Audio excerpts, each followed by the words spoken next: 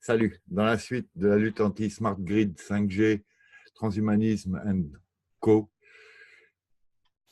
une lecture des sous-titres de la vidéo d'Hugo Mattei intitulée « Pourquoi vous ne pouvez pas enlever la batterie de vos smartphones ?» et bien plus encore.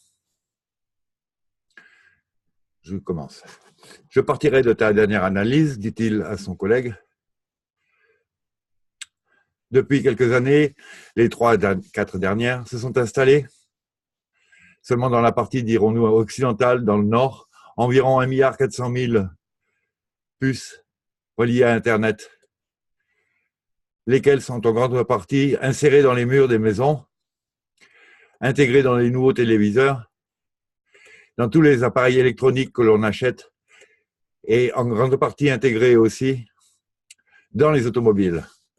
Après quoi, une partie de ces capteurs fixes ont été intégrés dans les espaces publics, auxquels ce sont ceux-là auxquels nos systèmes électroniques s'intègrent sans que nous le sachions. D'où l'appellation smart.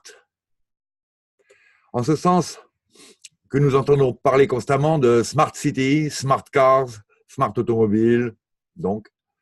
Et à chaque fois que l'on entend le mot smart, je pense toujours que les smarts, ce sont eux et que nous sommes les crétins. Excusez-moi, du peu, mais malheureusement, ici, la situation devient plutôt inquiétante. Surtout à la lumière de ce qui a été dit jusqu'à maintenant. Il est en train de se construire un gigantesque dispositif. Et c'est bien ici le mot dispositif étudié par Foucault, Michel Foucault, je pense. Cette idée est directement exploitable pour parler des dispositifs électroniques que nous achetons. Un gigantesque dispositif de contrôle social de tout le monde, qui vient d'être évidemment expérimenté pour faire un pas en avant, de façon à préparer l'humanité à cette nouvelle frontière. Justement, mon intervention parle des frontières d'il y a longtemps, du ravage colonial, etc., etc. C'était la frontière de la modernité. Avec la modernité, on a découvert les Amériques. Aux Amériques, c'est expérimenté tout ce qui ne pouvait pas se faire à l'intérieur de notre ancien continent européen. Pourquoi cela ne se pouvait-il faire? Parce que la tradition, non. On en a tant parlé avant. Quelqu'un a parlé d'abord des anciens qui empêchaient, parce que la tradition empêchait.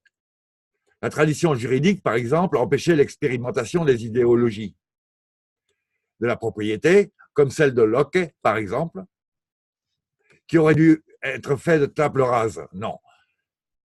Une idée d'un vide qui serait colmaté par les institutions juridiques fortement simplifiées, entre lesquelles deux principes fondamentaux de la modernité que sont la propriété privée absolue, la domination despotique mentionnée par les juristes et la souveraineté d'État, qui sont les deux pôles organisatifs autour desquels nous avons construit les catégories juridiques et politiques de la modernité. Le public et les privés. Aujourd'hui, la frontière n'est plus qu'une frontière physique. N'est plus une frontière physique. Les découvertes de Magellan, d'Amerigo Vespucci et de Cristoforo Colombo n'existent plus. Mais la frontière devient informatique. Celle que Floridi avait appelée il y a quelques années l'infosphère.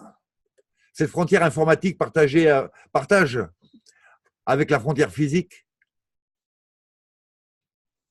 la frontière de l'originalité de la modernité, de l'origine de la modernité. Elles partagent ensemble une caractéristique fondamentale, faisant que le capitalisme en soit complètement dépendant. Aujourd'hui, il est impensable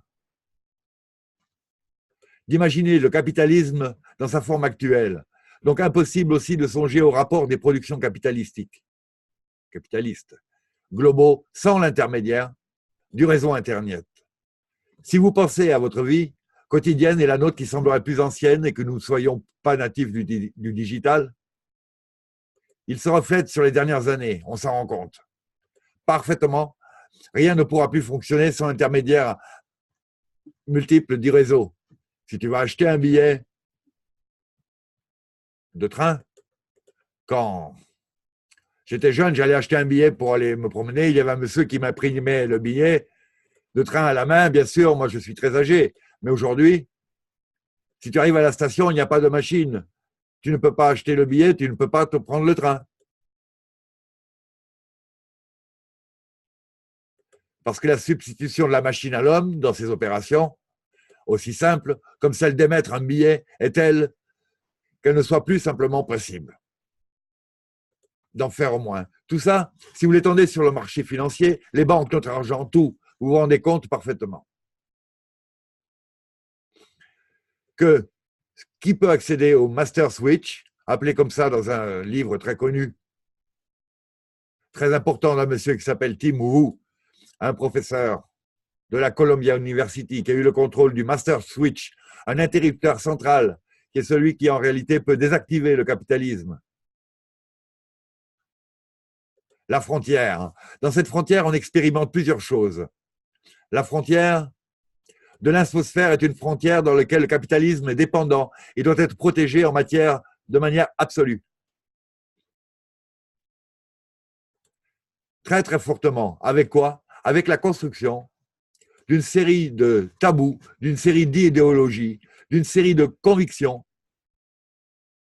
généralisées qui ne peuvent pas être mises en discussion. Je vais vous faire un exemple très simple. Quand on reçoit un mail, normalement, c'est marqué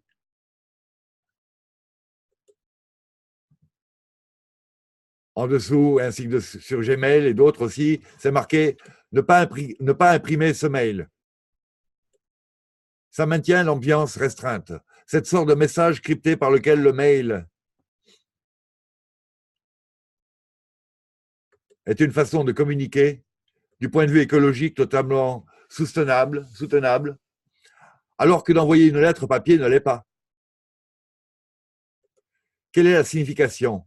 Que le message qui passe, c'est qu'en réalité, le réseau Internet vive dans une sorte de... Maintenant, on parle de nuages, non? Vivent dans une sorte d'empire abstrait, absolument propre. Et on nous a, comment dire, mis à quelque sorte la disponibilité d'une deuxième nature. Comme qui existait déjà. En réalité, le réseau Internet est en fait la partie hardware du réseau même.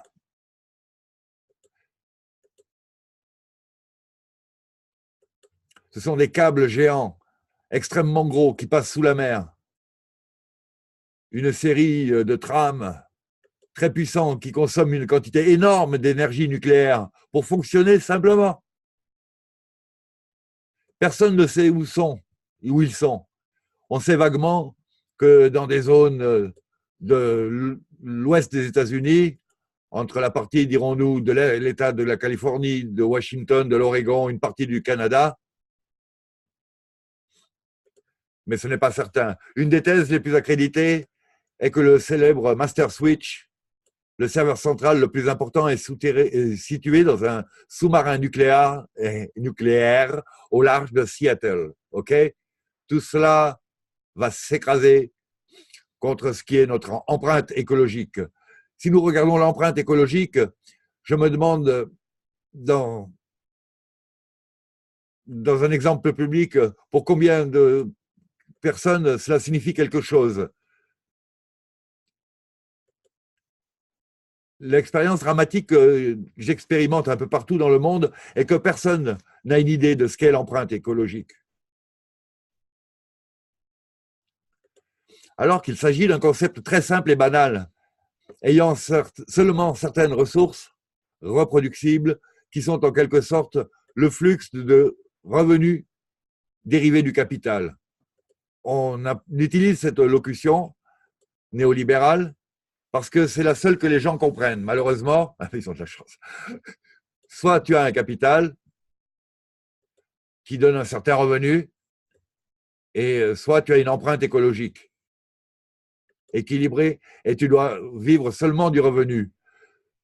Mais ici, la bonne empreinte écologique est 1. Aujourd'hui, l'empreinte est supérieure, est égale à 1,4, 1,5.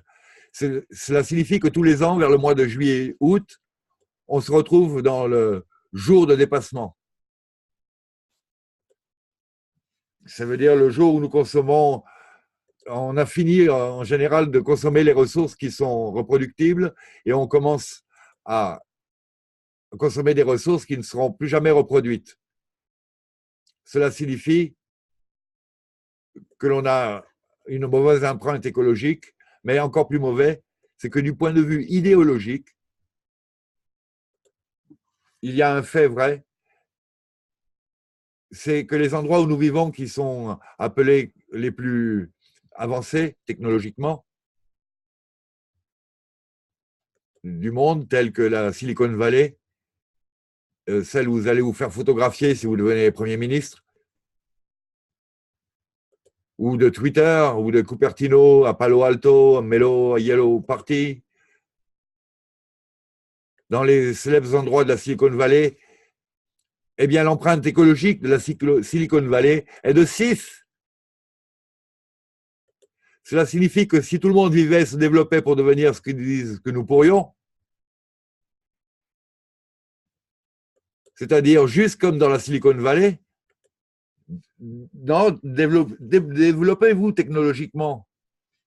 Et il faudrait que nous importions ce modèle de développement sur 6 planètes à consommer pour pouvoir conserver le niveau de vie de tout le monde sur uniquement la nôtre.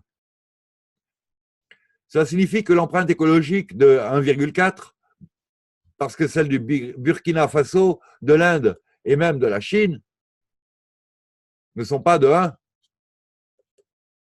Ils ont une empreinte écologique beaucoup plus basse que celle des pays industriels les plus riches de l'Ouest. On est d'accord, la Chine a une empreinte écologique plus du double comparée à celle des États-Unis. Elle est normalement imbriquée comme l'endroit où tout le monde pollue et indiquée comme l'endroit où tout le monde pollue et font des choses terribles. La moitié des États-Unis, pardon, et par habitant est double aux États-Unis comparé à la Chine. Tout ça pour dire qu'on a une situation très, très déséquilibrée, quelles que soient mes erreurs de traduction. Et qu'il ne faut pas s'étonner, par exemple, des flux migratoires, de situations dramatiques comme celles qui se produisent, et c'est simplement une raison du fait de l'équilibre global qui est fortement mis en danger, déséquilibré du point de vue de la consommation, y compris des sujets abordés. Ici, ça peut être, y compris le thème de la Constitution, du dommage que il est dommage que Paolo, mon collègue, soit parti il y a un instant. Il peut être abordé sans une analyse sérieuse de l'état actuel du capitalisme. Parce que sinon, nous commençons à penser à des catégories abstraites et nous ne comprenons pas les conditions matérielles dans lesquelles vit l'humanité. Et quelles sont les possibilités et aussi les risques liés à la construction de ces dispositifs. Un exemple très simple, les hunters. Gardons écartés les enfants qui risquent d'infecter les autres. Qu'est-ce que cela signifie? Que les mères de ces enfants sont de mauvaises citoyennes parce qu'elles n'investissent pas suffisamment en précaution par rapport aux autres qui sont censés être protégés en plus, hein, puisqu'ils sont censés être vaccinés. C'est de ça dont il doit parler. Un modèle moraliste est construit contre ces mères particulières.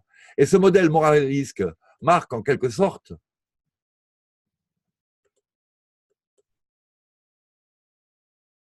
comment dire, une mise en œuvre généralisée du point de vue juridique absolument contraire aux préceptes de la Constitution elle-même et de la logique.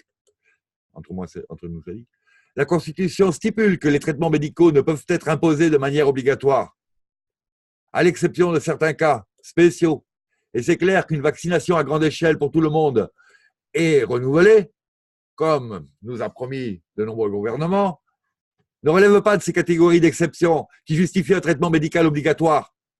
Le professeur que vous avez nommé avant, alors le vrai point de cette situation est qu'aujourd'hui, cette expérience qui est faite en Italie pour étendre les vaccins à tout le monde entier, je crois, et c'est aussi en fait pour expérimenter une éventuelle future frontière qui est de rendre l'Internet des choses toujours plus inévitable. En d'autres termes, si vous le remarquez quand vous achetez un téléphone portable de cette dernière génération, vous ne pouvez plus retirer la batterie. Vous l'avez remarqué. Vous demandez pourquoi vous ne pouvez plus retirer la batterie. Parce qu'en enlevant la batterie, vous pouvez vous déconnecter de par rapport à toutes ces choses. Et qu'il faut absolument au moins faire ça. Qu'il y a certainement aussi ici, parce que les universités, bien sûr, il y a des endroits smart par excellence. Nous avons donc tous les recteurs, les professeurs qui disent que c'est très important de robotiser, de rendre smart l'université pour rivaliser avec le monde en marche, avec les MIT en plus. C'est quoi, non? Tu ne peux plus retirer la batterie de la chose. Ah, bon. Tu ne peux plus retirer ta batterie physiquement. Bien sûr, vous pourriez démonter le téléphone. Ben voyons.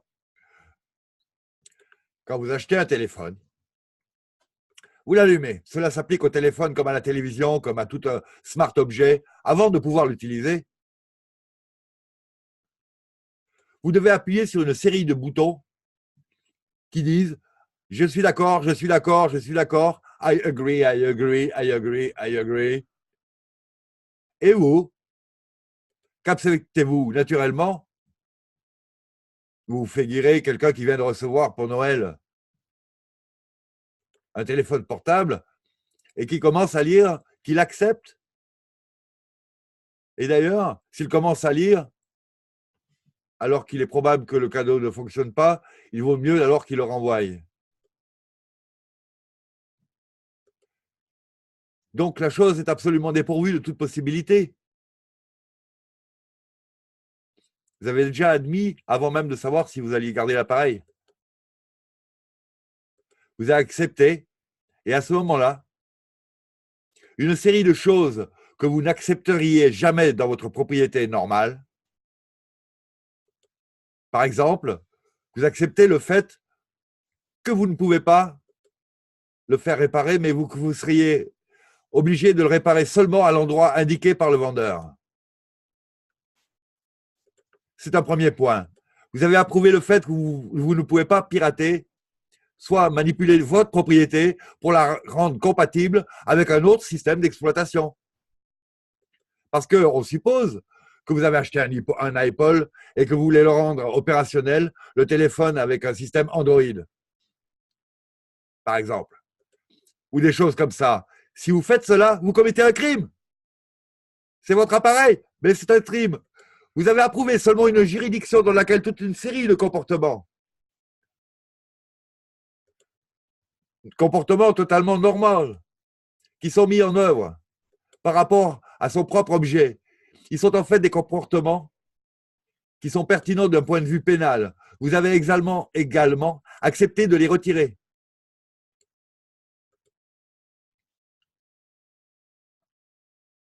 De toute juridiction, vous accepterez que l'utilisation de cet outil est de télécharger n'importe quel type d'application plutôt que le programme de l'instrument lui-même. Implicitement, vous réalisez que vous ne pouvez plus aller à une juridiction, à une cour de justice, que ce soit ordinaire ou en appel, à poursuivre en justice l'un des deux providers, fournisseurs, qui ont vendu ces données. Vous savez bien que sur 1,5 milliard, ce sont beaucoup de gens, utilisateurs de Facebook. Et nos journalistes nous disent que la plus grande nation du monde, ce 1,5 milliard utilisateurs de Facebook, ils ont utilisé le système de résolution des différends entre utilisateurs de Facebook. Vous devinez combien de fois dans l'histoire de Facebook? 64. C'est-à-dire qu'il a été complètement retiré tout instrument d'accès à la juridiction ordinaire à cause du fait que vous l'avez exclu de cette façon, et aussi celle-là spéciale que vous venez de construire et offert comme une juridiction privée. Il n'est jamais utilisé, ok? Qu'est-ce que cela signifie? Bon, c'est très complexe, je traduis très mal, mais bon, tous les utilisateurs de smartphones voient bien de ce dont il s'agit. Ben, ce n'est pas mon cas, donc je comprends encore moins, mais bon, j'imagine tout à fait. Bon, je reprends. Cela signifie qu'à la frontière Nous pouvons au moins faire du juridique. C'est-à-dire, dans la frontière, on peut dire dans la frontière de l'infosphère. Il y a plus besoin du droit pour construire la structure de soutien du capitalisme. Le juriste et la loi ont été remplacés par une série de personnes qui sont des programmeurs qui ne parviennent pas à introduire des processus qui sont à la base des transactions économiques en dehors de tout contrôle par des juristes. Vous me direz, tant mieux que les juristes ne soient pas, puisqu'ils ne sont pas sympathiques. Et d'un certain point de vue, je suis d'accord avec vous. Parce que malheureusement, je fréquente beaucoup de juristes. Mais le point, c'est que dans l'histoire des révolutions, ils ont toujours essayé d'éloigner les juristes. Et ils n'y ont jamais réussi, car tôt ou tard, leur présence était nécessaire pour construire les bases d'une société organisée, fondée sur l'échange. Aujourd'hui, pour la première fois, c'est possible. Alors qu'avant, le capitalisme était de plus en plus soumis à des contrôles légaux avec les juristes qui ont dit il y a des normes de décence, il y a des droits humains fondamentaux. Ils ne peuvent pas imposer des vaccins obligatoires, ils ne peuvent pas faire une série de choses dépourvues du bon sens et de la raison, parce que cette classe est devenue une classe indispensable pour une fonction primaire qui est l'accumulation capitaliste. Aujourd'hui, cette classe ne sert plus. Même nos sermons sont destinés à rester, comme disait le bon Blowing in the Wind, des poussières dans le vent. Ce sont des rimes destinées à rester complètement non entendues par le simple fait que quelle incitation ils ont à les écouter. À écouter Hugo Mattei prêcher, sinon n'ont pas besoin afin d'extraire de la valeur dans leurs relations économiques et commerciales. En utilisant ces doctrines sur le constat de la propriété, ils se débarrassent simplement dans les deux secteurs. Ceci est une expérimentation qui se passe pour l'instant à la frontière dans l'infosphère. Mais de plus en plus rapidement, je prévois, il viendra aussi à la mère patrie, c'est-à-dire le monde offline, comme on l'appelle aujourd'hui. Le monde pas online, déconnecté. Parce que ces expériences sont faites dans l'infosphère, mais ensuite ils retombent dans la vie de tous les jours. Tout comme les expériences de pillage de l'Amérique latine. Surtout en Amérique du Nord, ils sont tombés sur la structuration du capitalisme de la mère patrie. C'est un point de vue, à mon avis, d'une certaine gravité, parce que ce milliard de personnes ne peut plus retirer sa batterie et il y a une loi pénale qui persiste en quelque sorte dans votre obéissance par rapport à ce que vous avez accepté. Et c'est très grave, car au moment où, du premier au dernier d'entre nous, nous commettons des crimes sans le savoir, parce que nous avons tous accepté en touchant un bouton obligatoire, nous pouvons être mis en accusation de ce que nous avons fait. Et ainsi, nous tous pouvons avoir des ennuis, tout comme Aaron Swartz.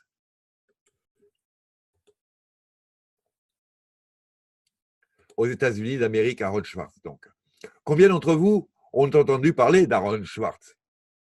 Voilà, personne. Aaron Swartz est un jeune homme de 26 ans. À l'âge de 12 ans, il était un génie de l'informatique. Un génie qui avait pris sa conscience politique. Il avait fait du coding pour le célèbre programme de Lawrence Lassie qui s'appelle Open Digital Commons. En fait, pratiquement les commons pour le copilote. Bref, c'était un personnage du plus haut niveau. À un certain moment, il comprend l'importance de ses discours et publie un petit affiche intitulé « Manifeste de la guérilla pour le libre accès ». Allez le voir, trouvez-le en ligne.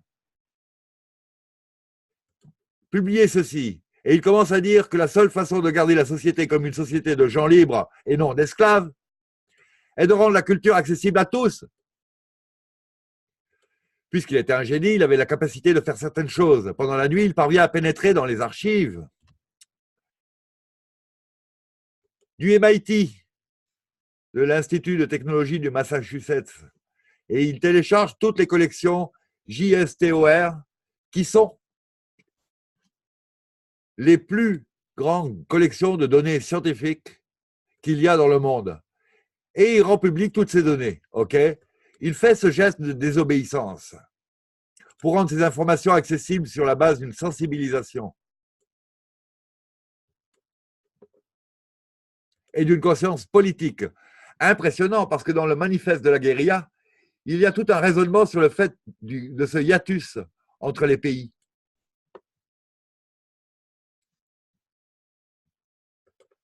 Les pays riches et pauvres, la culture telle qu'elle doit être d'une manière ou d'une autre accessible et distribuée.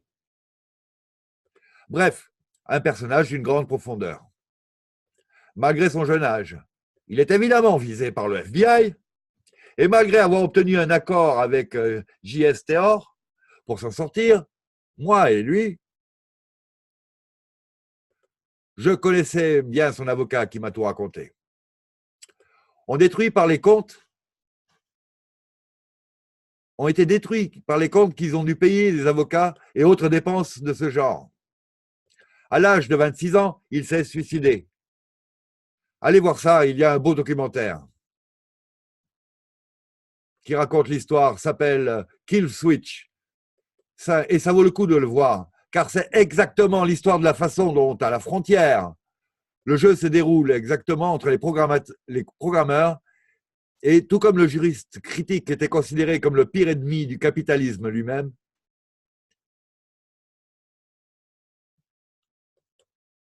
Pachoukanis a été tué de Staline parce qu'il avait introduit une réflexion critique sur le droit qui dérangerait quiconque voudrait construire des structures de souveraineté. Donc, il était substantiellement diabolisé parce qu'au courant, connaisseur du secret initiatique, mais du côté opposé. La même chose est arrivée pour Aaron Schwartz. Donc, il y avait vraiment un enjeu important qui empêcherait un jour de faire émerger une loi que pour des décisions de sécurité et pour la lutte contre le terrorisme, nous oblige à introduire avec une petite injection une micropuce sous-cutanée qui se connecte automatiquement avec différents capteurs dans le monde et partout.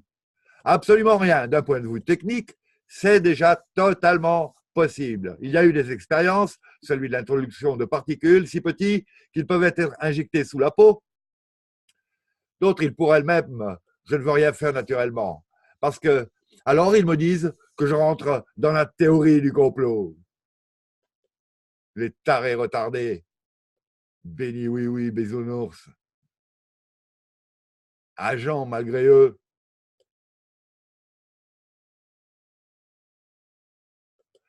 La vérité est que cette technologie aujourd'hui, si ce n'est pas dans 3 ans, 5 ans, 8 ans, mais déjà aujourd'hui,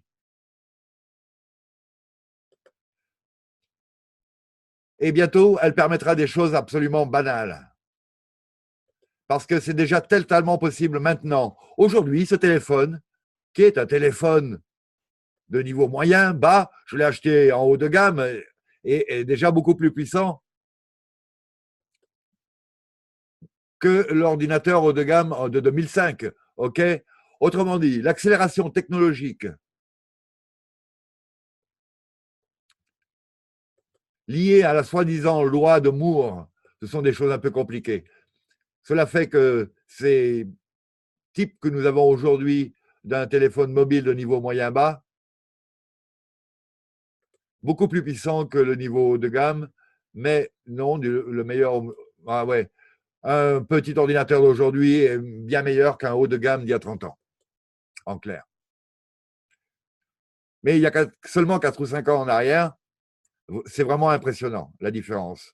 Je crois que les conditions de la technologie doivent être abordées d'une manière très sérieuse et que ces conditions qui, je crois, ont transformé notre monde, profondément nos systèmes politiques menant à la disparition totale de la fameuse opposition entre le public et le privé sur laquelle nous avons construit la civilisation libérale qui nous gouverne, ou du moins la civilisation moderne. Pardon. Lorsque Barack Obama a été élu président des États-Unis, j'ai regardé d'une certaine manière et je pensais à moi-même et je disais quelque part, à mon avis, Obama est comme Gorbatchev. Gorbatchev avait été le dernier des communistes à l'intérieur du système soviétique qui avait essayé de le transformer de l'intérieur et a échoué. Et la perestroïka était un cheval de Troie. Essayer selon ses possibilités concrètes, qui étaient très limitées, car il n'était pas un homme particulièrement courageux. Et pourtant, il n'est pas. Il n'est pas. Il était le dernier à le faire. Le résultat,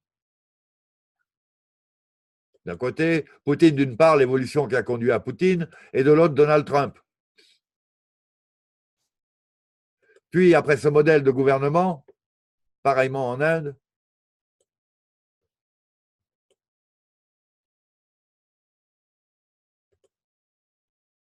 de Modi en Inde, aux transformations du parti. Peut-être que le parti communiste chinois est un peu plus différent des autres.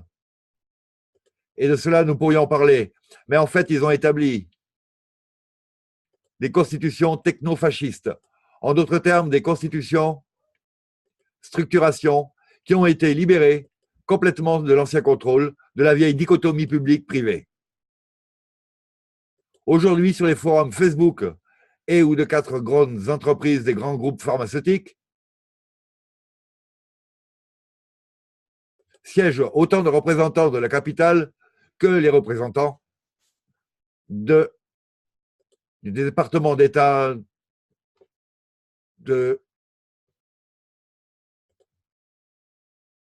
excusez-moi, de la CIA, du FBI, parce qu'il n'y a plus de séparation, elle ne peut plus exister. Qui s'occupe, qui est le propriétaire de ces grandes structures d'Internet? À qui ils appartiennent? Qui garde ces câbles? Qui a les clés pour rentrer? Pour fermer la porte?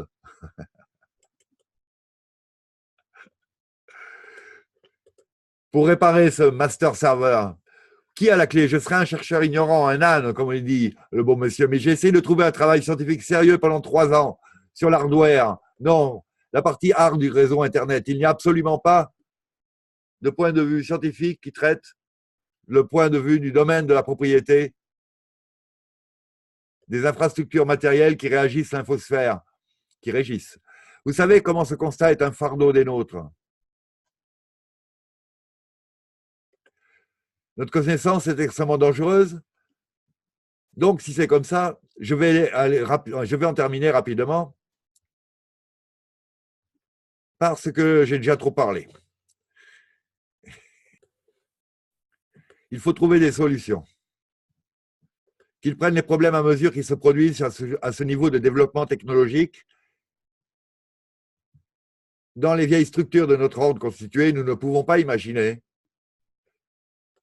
Cela peut être les législateurs ordinaires des pays du monde, qu'ils soient des pays faibles ou semi-périphériques comme le nôtre, ou autant le nôtre, et de contrôler le pouvoir économique. C'est illusoire, comme il s'est développé aujourd'hui.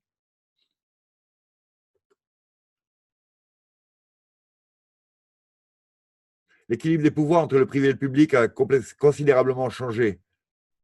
Alors que Léviathan était autrefois un ordre privé, il est aujourd'hui un ordre public, contre qui nous avions construit la loi libérale constitutionnelle pour protéger quoi? L'individu, la propriété privée, la vie privée, notre entité, la personne par rapport au potentiel déviation dangereuse du pouvoir. Les choses ne sont plus comme ça aujourd'hui.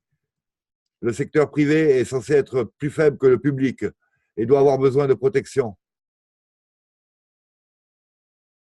du secteur public. Mais c'est le secteur public. Ce sont des étapes délabrées. Ce sont des systèmes bureaucratiques.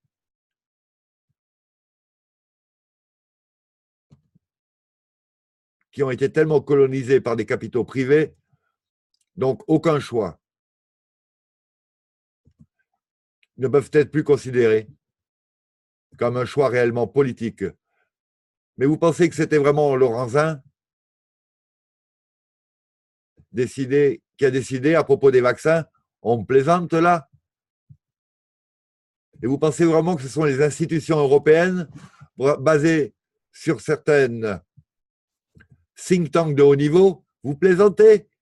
Ils étaient les conseils d'administration de 2, 3, 4 grandes multinationales qui étaient les mêmes qu'à l'époque de la vache folle. Vous vous souvenez?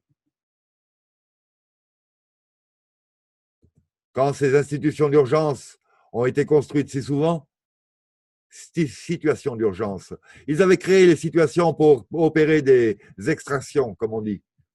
Très important, parce qu'à cause de la vache folle en Italie, nous avions acheté une qualité de vaccin que nous avons ensuite jeté. Impressionnant, des millions et des millions d'euros. Nous aurions financé la recherche, les biens communs, le territoire et tout ce que nous voulions. Mais il y avait une alerte, une alarme. Une vache folle? Non, maintenant on a compris, comme cela arrive souvent, que le moment de l'extraction de l'accumulation originale, que ce bon vieux Marx a appelé l'accumulation primitive, n'est pas un moment spécifique. Ce n'est pas le besoin d'un épisode. Les tours jumelles, et ensuite je déclare la guerre. Non, c'est simplement un modèle permanent de structuration, de programmation de la société civile qui permet à ces processus d'avancer de manière linéaire, toujours dans cette direction particulière. Alors, comment répondez-vous à cela? Je crois qu'il est répondu à travers, tout d'abord, nous devrions avoir l'humilité d'essayer de comprendre ces processus.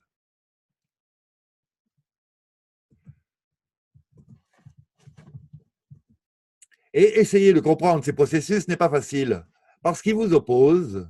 Mattei, vous êtes un avocat. Qu'est-ce que vous comprenez de l'informatique? Mais vous, Viale, vous êtes un sociologue. Qu'est-ce que vous comprenez de la médecine?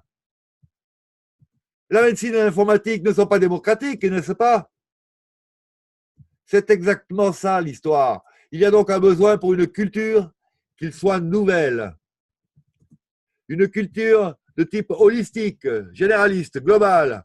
Une culture de type interdisciplinaire ou contre-disciplinaire qui soit capable d'exercer, pour une fois, un contrôle critique, qui soit un contrôle critique sur les choses que le spécialisme essaye de nous faire avaler.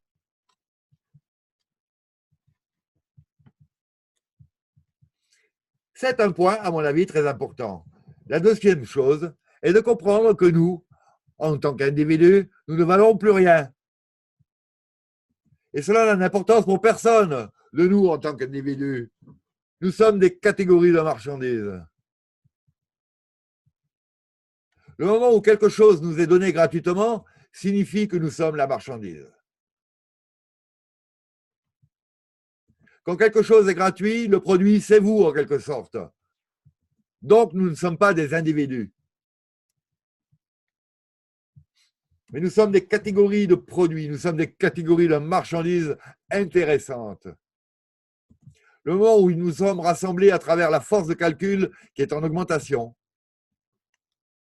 d'une manière très rapide, et qui met alors en question les mêmes idées de Van Hayek, un économiste, semble-t-il, quand vous vous souvenez que Van Hayek a dit la théorie du savoir libéral, qu'est-ce que c'était?